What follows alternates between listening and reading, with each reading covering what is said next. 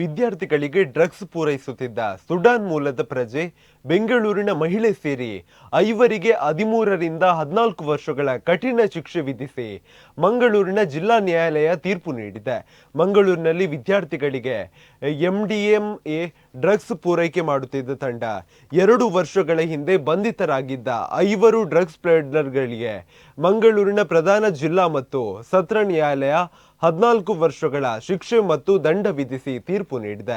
Sudan ಮೂಲದ ಪ್ರಜೆ ಬೆಂಗಳೂರು ಗುಂಟೂರು ಪಾಳ್ಯದಲ್ಲಿ ನೆಲೆಸಿದ್ದ ಲೂವಾ ಡೇನಿಯಲ್ ಜಸ್ಟಿನ್ ಬೌಲೋಗೆ 12 ವರ್ಷಗಳ ಕಠಿಣ ಶಿಕ್ಷೆ ಮತ್ತು 1.25 ಲಕ್ಷ ದಂಡ ವಿಧಿಸಲಾಗಿದ್ದು, ಕಾಸರಗೋಡು ಜಿಲ್ಲೆಯ ಉಪ್ಪಳ ನಿವಾಸಿ ಮೊಹಮ್ಮದ್ ರಮೀಜ್ಗೆ 14 ವರ್ಷಗಳ ಕಠಿಣ ಶಿಕ್ಷೆ ಮತ್ತು 1.45 ಲಕ್ಷ ದಂಡ ವಿಧಿಸಲಾಗಿದೆ.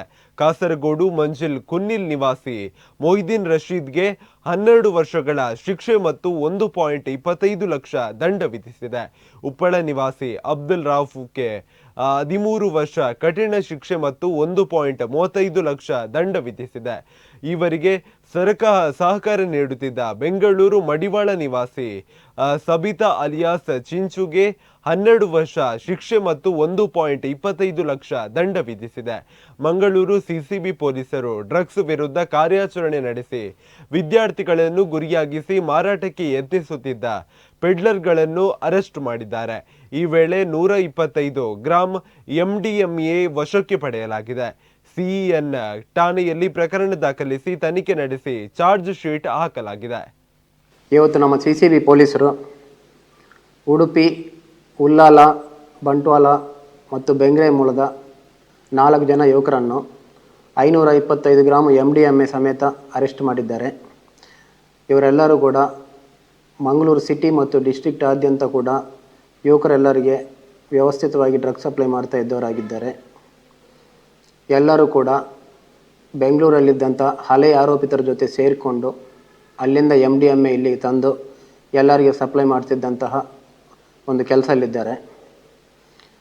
ಇವರೆಲ್ಲರನ್ನು ಕೂಡ ಇವತ್ತು ದಸ್ತಗಿರಿ ಮಾಡಿ ಮುಲ್ಕಿ ಪೊಲೀಸ್ ಸ್ಟೇಷನಲ್ಲಿ ಇವರ ವಿರುದ್ಧ ಪ್ರಕರಣ ದಾಖಲಾಗ್ತಾ ಇದೆ.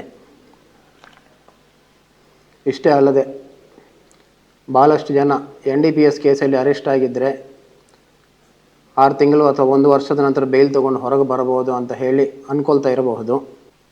ಇವತ್ತು ನಮ್ಮ PDJ ಕೋರ್ಟ್ನಲ್ಲಿ 2022ರಲ್ಲಿ ಆಗಿದ್ದಂಥ ಒಂದು ಕೇಸು ನಮ್ಮ CCB ಪೊಲೀಸರು ಮತ್ತು ನಮ್ಮ ಸೆನ್ ಪೊಲೀಸ್ ಸ್ಟೇಷನ್ ಇನ್ಸ್ಪೆಕ್ಟರ್ ಮತ್ತು ನಮ್ಮ PP ಜುಡಿತ್ ಅವರು ಇವರೆಲ್ಲರೂ ಕೂಡ ಪ್ರಯತ್ನಪಟ್ಟು ಮಂಗಳೂರು ನಗರಕ್ಕೆ ಡ್ರಗ್ಸ್ ಸಪ್ಲೈ ಮಾಡ್ತಿದ್ದಂತಹ 5 ಜನ ಇವರೆಲ್ಲರೂ